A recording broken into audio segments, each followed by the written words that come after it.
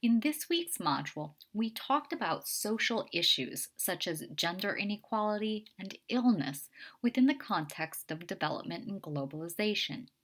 Beginning with issues related to health, we discussed that how prior to the COVID epidemic, there was a global shift from a predominance of focus on infectious and parasitic diseases to chronic and degenerative diseases all across the world.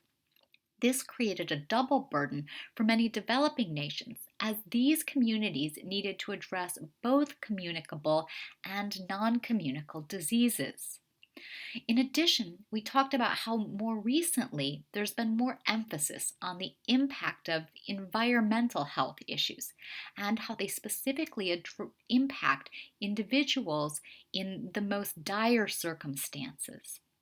We also talked about the ways in which various health concerns can be gendered. Some of the key issues we looked at was access to sanitation and also access to medication and health care. Another important issue we discussed this week was food security and nutrition. Food security is simply defined as having access to continuous, nutritious food. And we mentioned that approximately 805 million people are estimated to have experienced extreme chronic malnutrition between 2012 and 2014. The issue is such a global problem that the United Nations declared the decade from 2016 to 2025 as a decade of action on nutrition as a means of addressing all forms of malnutrition, from extreme undernutrition to obesity. We also talked about the way in which food insecurity and gender inequality are correlated, and the ways in which seasonal fluctuations in food supplies can gravely impact those living in rural areas. Addressing health and illness as a development objective is complex, given that health and illness impacts us differently at different stages of the life course.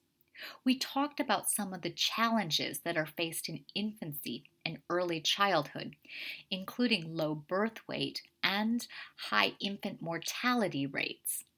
In childhood, we talked about the relationship between socioeconomic status and childhood mortality, and that despite the fact that childhood deaths are decreasing, we still see 18% of children in developing nations suffering, especially from malnutrition.